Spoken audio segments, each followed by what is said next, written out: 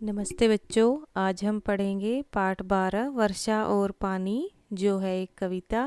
पहले भाग में आप वीडियो देख ही चुके हैं और इस भाग में मैं कविता में आए कुछ नए शब्द, उनके अर्थ, कठिन शब्द जो आपको लगेंगे तो कविता को समझाने वाली हूँ। लेकिन सबसे पहले चैनल को सब्सक्राइब कर ले ताकि जब मैं अगले पाठ की वीडियो डालूँ आपको पहले से ही पता चल जाए। और हर बार की तरह अपनी अपनी पेंसिल तो आपने निकाल ही ली होगी। जो भी नया शब्द आप सीखेंगे उस पर आप रेखा खींचना, यानी रेखांकित करना। जैसे कि उसके नीचे एक रेखा खींचना, अंडरलाइन करना, उसको कहते हैं रेखांकित करना। चलिए कविता को कविता की तरह ही गाकर हम शुरू करते हैं। तो आपने देखा होगा कविता में एक छोटी सी बच्ची अपनी नानी से पूछ रही है कि वर्षा पानी कहाँ से लाती है। ऐसे ही प्रश्न आपके भी दिमाग में आते होंगे ना, क्योंकि आप भी तो छोटे छोटे बच्चे ही हो। कैसे आसमान में एकदम से नीला नीला आसमान दिखता है और फिर अचानक से काले बादल आ जाते हैं। किधर से आते हैं? कई बार तो सफ़ेद बादल ऐसे उड़ते हुए भी लगते हैं कि उड़ते हुए दौड़ रहे हैं, किधर जा रहे हैं पता नहीं चलता। तो छोटी सी बच्ची अपनी नानी से पूछ रही है, तुम्हारी तरह छोटी सी बच्ची है। नानी आज मुझे बतलाना, कहाँ से लाती वर्षा पानी? सोच न पाऊं समझ न पाऊं मैं वर्षा की यह मनमानी। तो नानी से किसने पूछा? छोटी सी बच्ची ने सवाल पूछा कि नानी आज तो आप मुझे बतला ही दीजिए, मुझे तो कुछ भी समझ में नहीं आ रहा है। ये छोटी सी बच्ची पूछ रही है नानी से कि ये जो वर्षा है, वर्षा रेखांकित कर लीजिए। वर्षा जो बारिश होती है उसको वर्षा भी कहते हैं, रेन। तो पानी किधर से आता है? मुझे तो आप बता ही दीजिए नानी। सोच न पाऊँ समझ न पाऊँ, सोच तो रही हूँ लेकिन सोच भी नहीं पा रही हूँ, समझ में तो कुछ भी नहीं आ रहा। यह वर्षा की मनमानी। मनमानी मनमानी मतलब अपनी मन की मर्जी ही करती है यह वर्षा। तो बारिश जो है इसकी अपनी मर्जी है, आती है बंद हो जाती है, मुझे तो समझ ही नहीं आ रहा। लेकिन मुझे सबसे पहले तो ये समझ नहीं आ रहा कि वर्षा पानी कहाँ से लाती है। ऊपर नीला आसमान है, संग में सूरज चांद सितारे, पानी फिर यह कहाँ से आया, समझ न आई बात हमारे। तो वो हैरान किस लिए है छोटी सी बच्ची? क्योंकि आसमान का रंग क्या है? एकदम नीला होता है।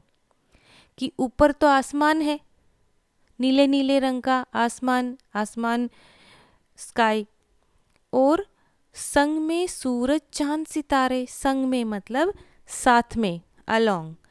तो उसके साथ में आसमान तो है ही, उसके साथ में उसके चांद भी है, सूरज भी है, सितारे हैं।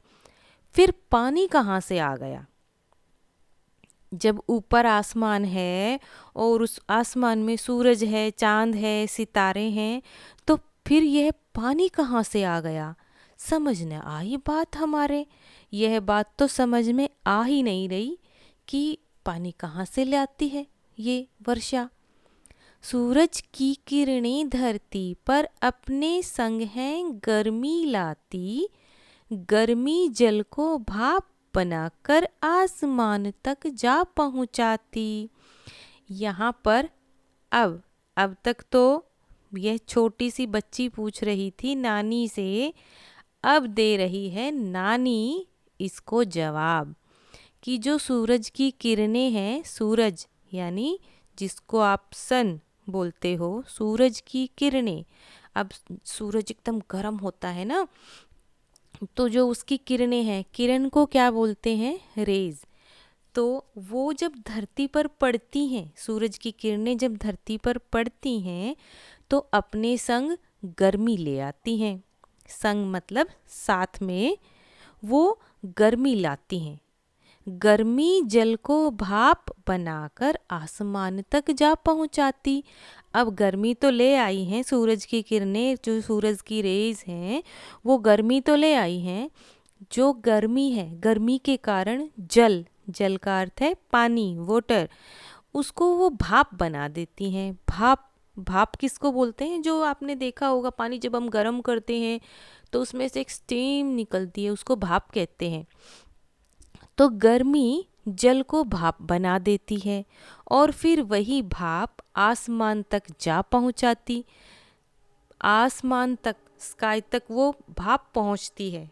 ठीक है, नानी ने यही बताया कि सूरज की किरणें, जो सूरज की रेज हैं, वो धरती पर जब आती हैं अपने संग साथ में गर्मी लेकर आती हैं, और जो गर्मी है वही जल को, पानी को भाप बनाकर आसमान तक पहुंचा देती हैं। भाप यानी स्टीम, और ऊपर आसमान तक पहुंचा देती हैं। गर्मी के कारण ऐसा हुआ। अब इतना तो बता दिया नानी ने, अब आगे सुनो। आपने वीडियो तो देखा ही था, और आगे क्या होता है? ऊपर आसमान में जाकर भाप से काले बादल बनते, उमड़ घुमड़ कर ये बादल ही खूब गरजते, खूब बरसते। जब ऊपर आसमान में पहुंच गए, वो भाप जो थी गर्मी के कारण ऊपर आसमान में पहुंच गई है, अब भाप से क्या बन गए हैं? काले बादल। जो स्टीम थी उसकी वजह से काले बादल बनते हैं। बादल जिसको आप क्लाउड्स के नाम से जानते हो, है ना? तो वो एकदम काले काले हो जाते हैं, और फिर वही उमड़ घुमड़ कर ये बादल ही खूब गरजते, खूब बरसते। उमड़ घुमड़ कर, उमड़ना घुमड़ना किसको कह सकते हैं? एकदम वो बादल आपने सुने हैं जब बारिश आने को होती है, काला एकदम अंधेरा हो जाता है, आपको जोर से आवाज़ सुनाई देती है, एकदम जोर से, और बिजली भी चमकती हुई आपको दिखती है। तो उमड़ घुमड़ कर इसलिए कहा क्योंकि वो एक जगह नहीं ना रहते हैं बादल, कभी इधर जा रहे हैं। देखना आपको कभी बाहर झांक के बादल ऐसा लगेगा ये काले काले बादल जो है ना उड़कर जा रहे हैं, इधर से उधर जा रहे हैं, और फिर वो बादल ही, क्लाउड ही खूब गरजते हैं, खूब शोर भी करते हैं, गरजते हैं, और खूब बरसते हैं। बरसना किसको बोलते हैं? एकदम रेनिंग शुरू हो जाती है ना बारिश। फिर यही बादल जो थे काले बादल खूब गरजे हैं पहले, एकदम लाइटनिंग के साथ। ऐसे ही पानी से बादल, बादल से फिर बनता पानी। अब तो जान गई बिटिया तुम, कहाँ से लाती वर्षा पानी। तो ऐसे ही पानी से बादल बनते हैं, और बादल से फिर से पानी बन जाता है, क्योंकि बादल ही तो वर्षा करवाते हैं। तो फिर से पानी बन गया, बादल से पानी बना, और पानी से बादल बना। ये सब एक चक्र की तरह है जो चलता है, सर्कल।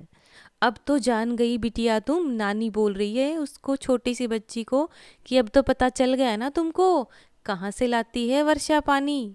क्योंकि नानी ने एक सर्कल जो बनता है एक तरह से, वो पूरा समझा दिया छोटी सी बच्ची को। सूरज की किरणें गर्मी लेकर आती हैं धरती पर, और जब वो आती हैं तो हमारी धरती पर पानी भी तो है ना, पानी से, पानी गर्मी की वजह से भाप बन जाता है, भाप से बादल बन जाते हैं, और यही काले काले बादल उमड़ घुमड़ कर गरजते हैं जोर जोर से, और फिर वही वर्षा कर देते हैं। तो ये तो चलता ही रहता है, पानी से बादल बनते हैं, बादल से फिर से पानी बन जाता है। तो कैसी लगी यह कविता आपको? मुझे ज़रूर बताना कमेंट बॉक्स में किसको कैसी लगी कविता, और किस किस के मन में ऐसे अजीब अजीब से सवाल आते भी हैं जो आप मम्मी से पूछते हो, और क्या जवाब मिलता है आपको, तो मुझे ज़रूर बताना। अगली पार्ट में, अगली वीडियो में नए पाठ के साथ फिर से मिलते हैं। नमस्ते।